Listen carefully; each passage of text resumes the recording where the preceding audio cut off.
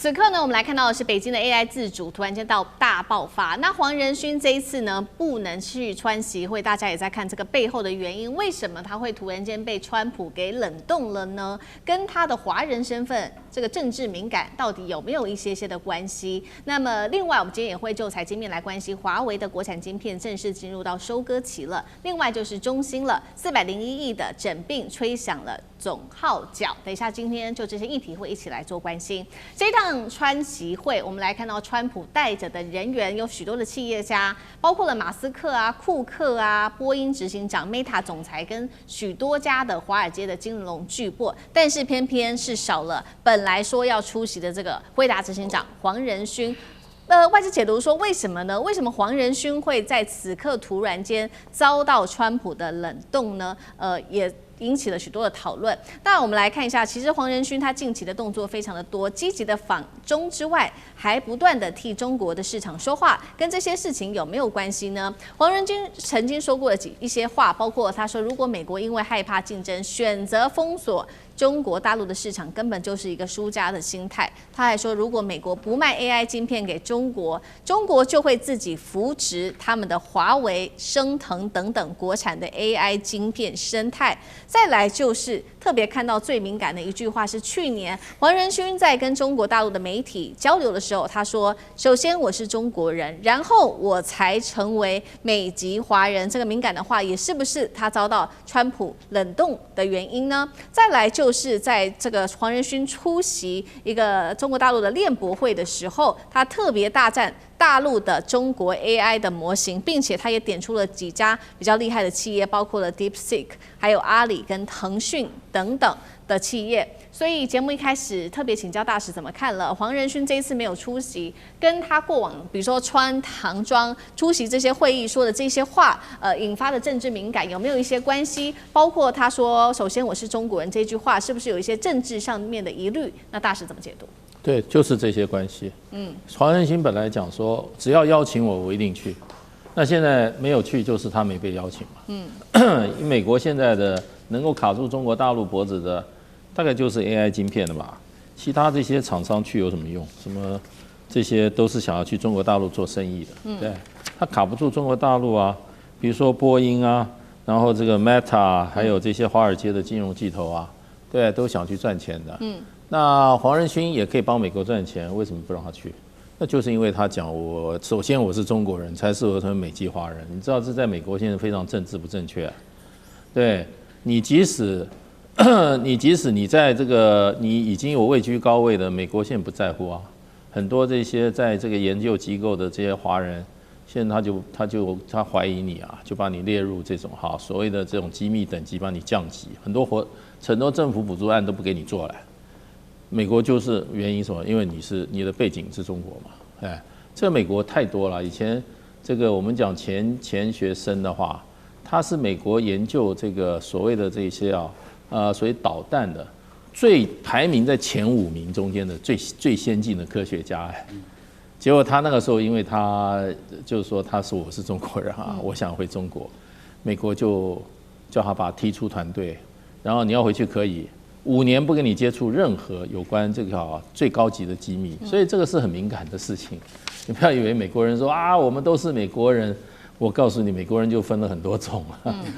對，那現在又這樣公開講，尤其川普聽了絕對不高興。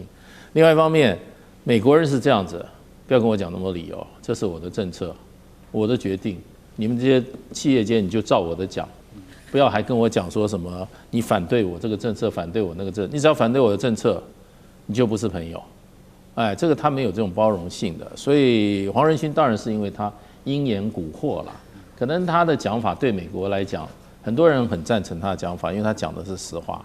可是有時候政客他才不要聽實話了，他要聽政治正確的話。你政治不正確，對不起，就沒你的份。對。所以我覺得現在就是美國現在是政治掛帥。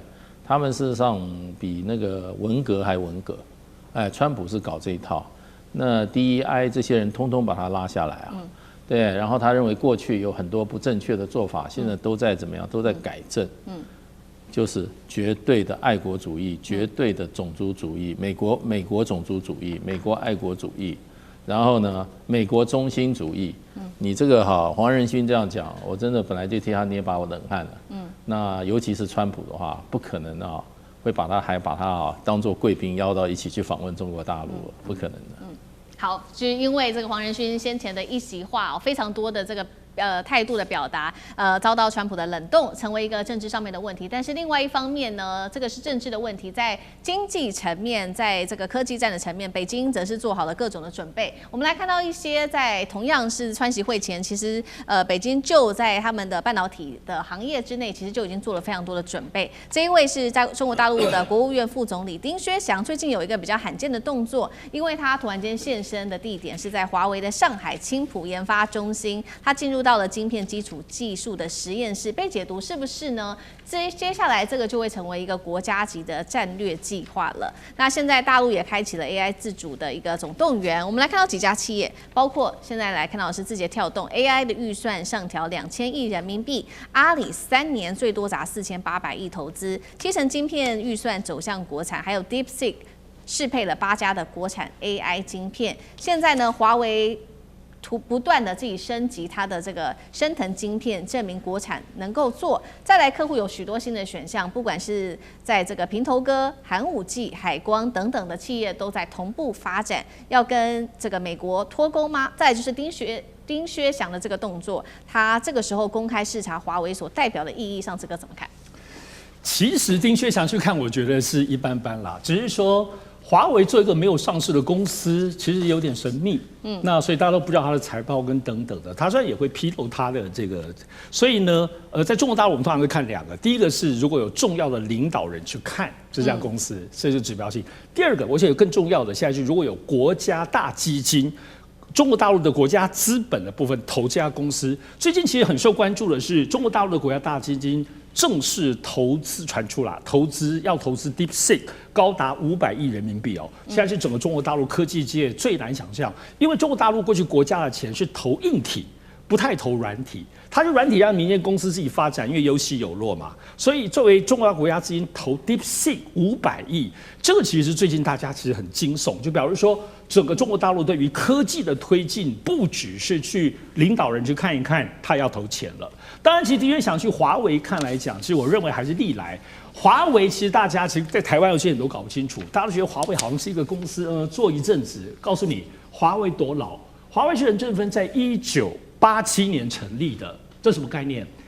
台積電在當年一起成立的，所以在台灣當中比華為老的只有鴻海、宏基跟聯電，其他各位想象當中，廣達、華碩這些比華為要，大概差不多同期晚個1-2年哦。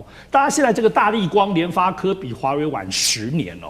所以很多人不知道華為現在它到底有多老，所以它其實從江澤民、胡錦濤，包括先前我們知道習近平，他沒有在中國大陸有正式去華為的記錄，不知道私下去不知道，但他當時去2015年去英國訪問的時候有去看英國的華為公司，在那個地方聽了簡報，所以呢，其實整個華為在中國大陸的角色，無論如何還是蠻厲害的啦。它現在不能跟蘋果、輝達比，但是以它作為一個沒有上市的公司，它整個部分的淨利潤其實高達280億，它整個大概2025年它做了9000億人民幣的部分的這個營收，在全世界還是排名前15之內哦。而且就剛剛提到的，它對於配合中國大陸國家戰略鴻蒙。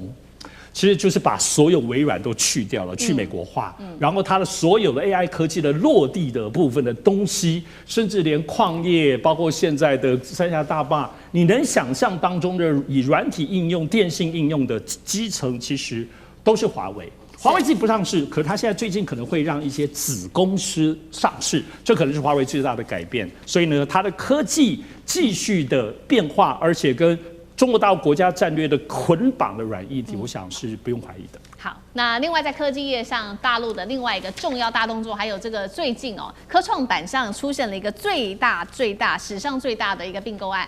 這個是呢，中芯國際砸了406億人民幣併購案。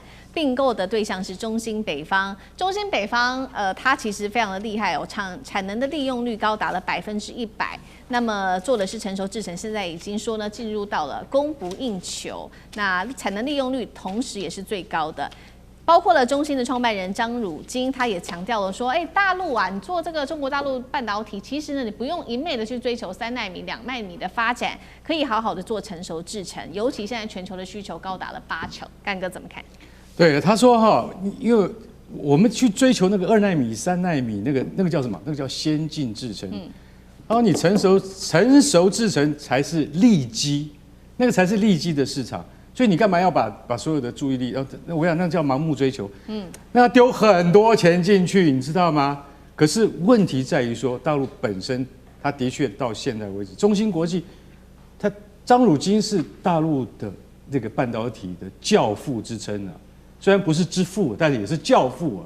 他就講了，我們現在應該要把重心放在什麼？放在利基的市場，而不是去盲目去追求。為什麼？因为我们现在其實能夠做到就是7奈米嘛。對。7奈米以下的話，5奈米就比較力有未逮了。那2奈米跟3奈米是現在一窩蜂市場上瘋狂去追求，砸了多少資金下去？可是大家都忽略了。你知道，他說分析以後發現，市場上只有20%的先進製程，另外80%都叫做成熟製程。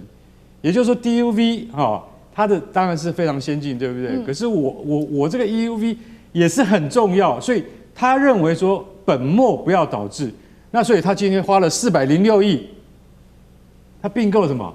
併購了中芯北方。中芯北方老實講一句，他其實本來中芯國際只有51%的股權，他現在把另外49%都買下來了。其實這個是那個半導體界有史以來最大的併購案呢，非常大的併購案，它整個都吃下來。為什麼？因為那個中芯北方在半導體業有現金牛之稱啊，就是說它就是現金流啊，它就是專門生產現金，因為它是12英寸那個晶圓的那個最成熟的這個廠家，所以他說我們去專注這個才是重要的。等到有一天 AI 的確都提升上來的時候，我們才有足夠的資金再去布局下一個戰略目標。所以張汝京他身為非常有實力而且有經驗的。